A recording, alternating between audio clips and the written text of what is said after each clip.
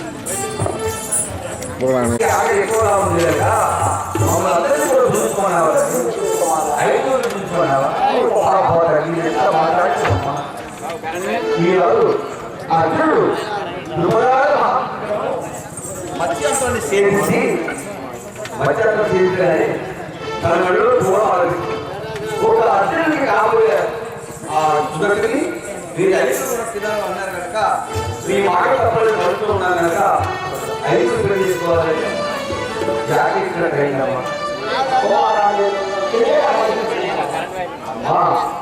తెలియకపోయినావా తెలియకపోయినా తెలుసుకపోయినా అమ్మవారు దేవరాటువంటి వాళ్ళని కనుక అది వారి కొడుకులైనటువంటి వ్యాస భగవానుడు వస్తున్నాడు. వారి మాట విన్న తర్వాత వారు చెప్పినట్టు ఉన్నామమ్మా.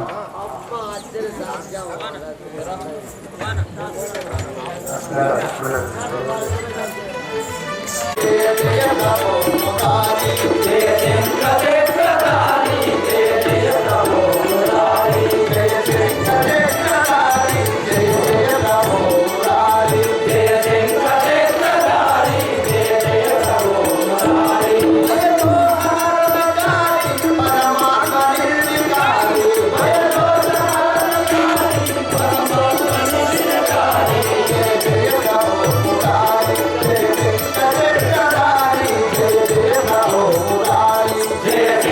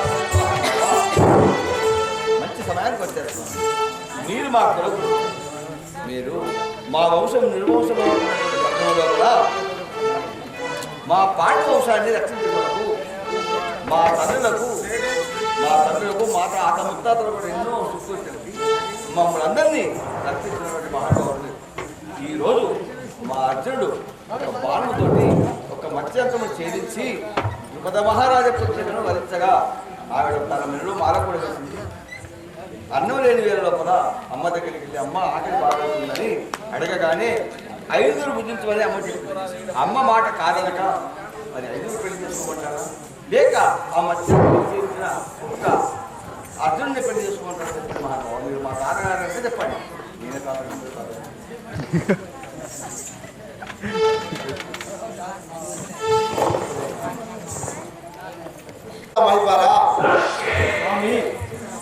నీ విచారణ కారణం అంతయో నేను తెలుసుకుంటుని.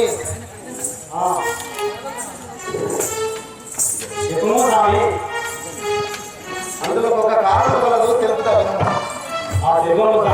ఈ మత్స్యంత్రంలో కొట్టిన వాడు ద్వారా ఈ 5 పెళ్ళాడంటే నా మనసు ఒప్పులేదయా స్వామి, చెప్పండి మీరు. స్వామి, ఈ ద్రౌపది పూర్వజన్మమున తొల్లి జన్మమునను గౌరి వల్లముని వరము గోరియు పతి అటంచు 5 మారులు ఎనుటచే 5గురిని పతుల పడగాసెను వ్రతము నీవే.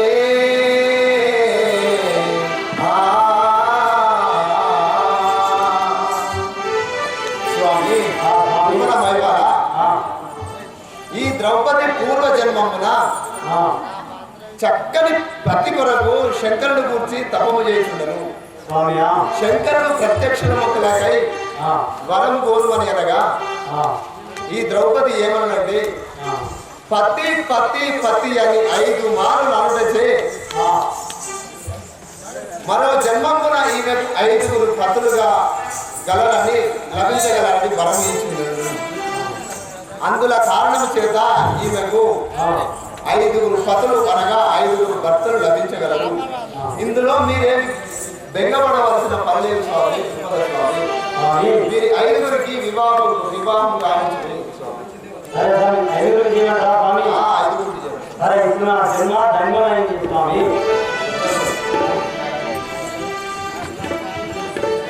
ఈ విధంగా ధర్మరాజు మరియు ద్రౌపది పౌరించున్న మందిరాన్ని కూడా అక్కడ అర్జునుడు బాణాలు ఉన్నాయి కనుక ఆ బాణాలు తెచ్చుకోవడానికి వెళ్తున్న సమయంలో అర్జునుడు మరియు ద్రౌపది ధర్మరాజు ద్రౌపది పాటికి రావడం తరంలో అర్జునుడు ఆ గజకు వెళ్ళాడు కనుక అది ఒక పాపంగా భావించి 12 నెలలు పుణ్యతీర్థాలు చేయించాలని ఉద్దేశంతో అర్జునుడు తీర్థయాత్రకే వెళ్తాడు. అక్కడ అప్పటికే సుభద్రుడి మీద మరదలు కనుక ఆవిడ అర్జునుడు లోపల వచ్చి వీరి కళ్ళతో ఎదురు చూస్తున్న తరంలో సుభద్రుడి వస్తుంది. ఈరోజు ద్రౌపది 5 కూడా వివాహం ఆడడం జరిగింది. మమ్మల్ని సాయరాబాబు మామయ్య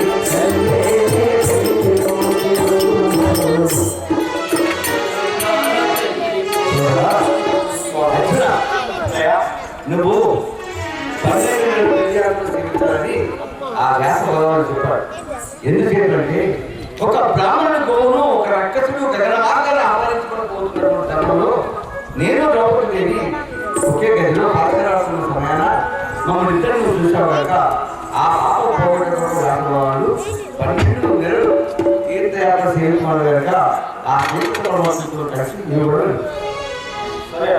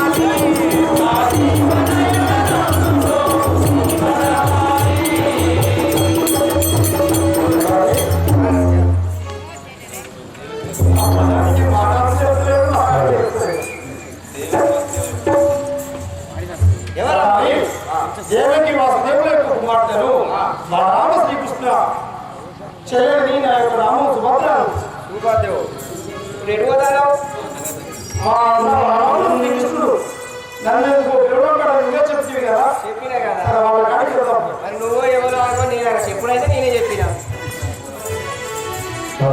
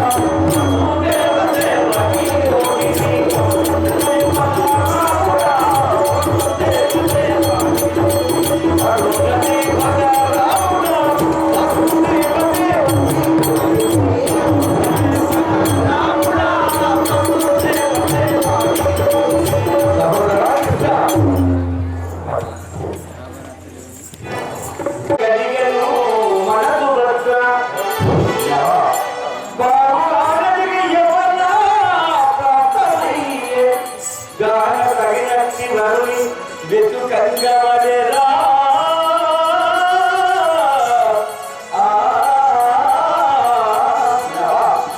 మన కోట పెళ్లికి పెద్దది లేక చక్కని వరుని చూడాలని కాశీ నిర్మించారు. నువ్వు అన్నమాట మంచిదే కానీ ఎవరికి వాళ్ళ నుండిలో నాకు సహోదరా, చిన్ననాడే అడుగున్నా, మన వేదంత కుమారుడైనా కుంతిదేవి కుమారుడైనా అర్జునుడు అనుకున్నాం కానీ వాడు చేతులు నొక్కలేని వాడు కడు పేదలు కందమూలను పిలుస్తూ ఆత్మ వదలను తింటూ అడవుల్లో తిరిగే వాళ్ళకి కాకుండా ఆ యొక్క దుర్యోగం తమ్ముడైన విశ్వాసుడు మంచి సేవకుడు బాగు పరకపోతుంది కనుక అతనికి ఇవ్వాలని మనకి తెలిసింది. సోదరుడైనరా మన సోదరి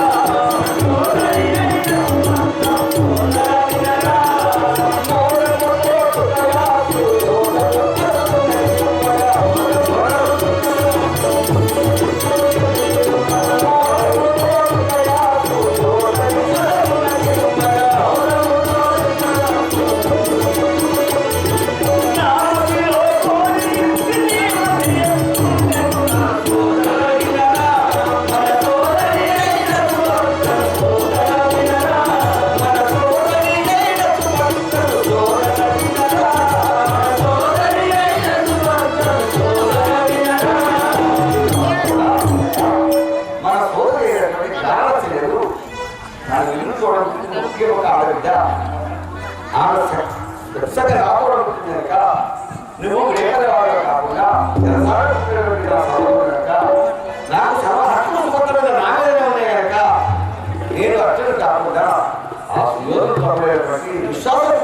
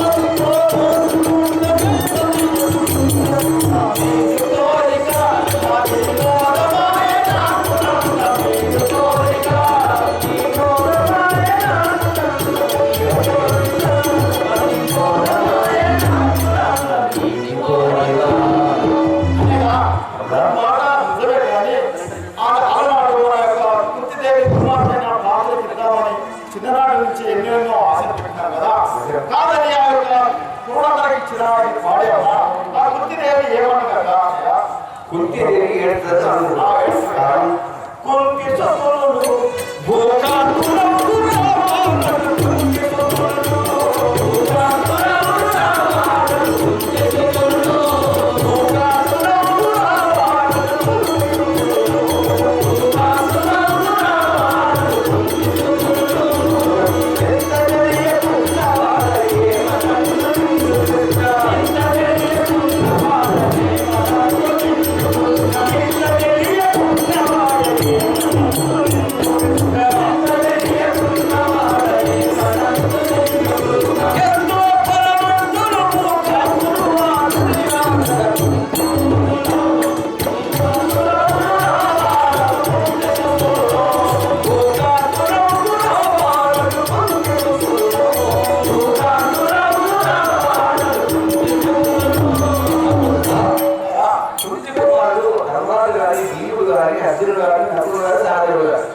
ఇంకా ఎన్నాళ్ళు కానీ వాళ్ళు అదుపులోనే ఉంటారు కానీ వీళ్ళని ఎదురించరు, వాళ్ళని జయించరు, వాళ్ళకి న్యాయం చెప్పే నాలుగు ఎవరు లేడు.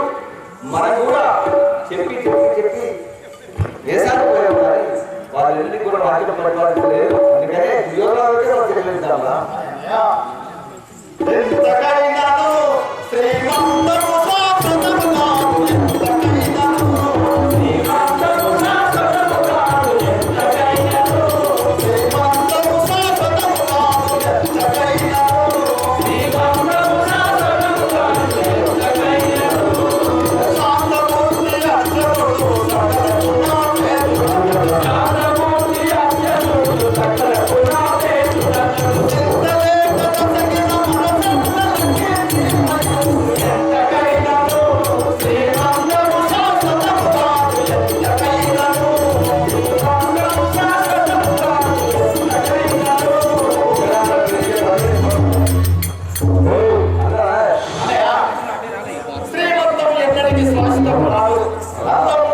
ఎన్నటికీ శాశ్వతం కాదుగా.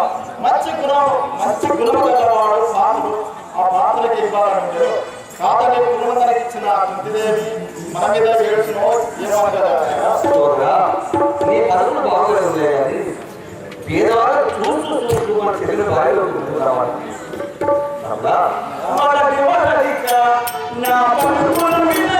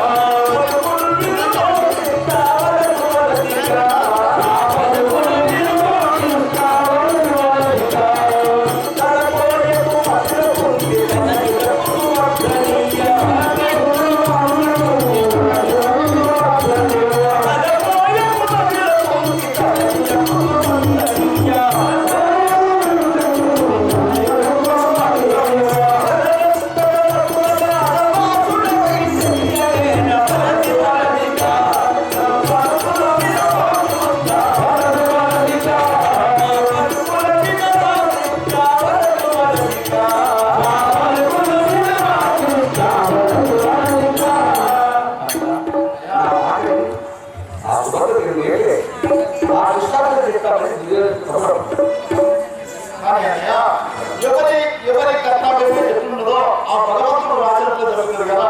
అయినా నీ మాట నేను కాదు కదా. సరే నీ ఇష్టమైనట్లే జరిగినాయి. చిన్నవాడు కాదురా, ఇక్కడ ఏం మాట్లాడుతూ మళ్ళీ ఏం చేస్తావు? లేదన్నా నీ ముందు నేను ఏం మాట్లాడలేదు. అంతేనా? తప్పకుండా చేస్తున్నప్పుడు ఆ యొక్క విషయాలు చెప్తారా?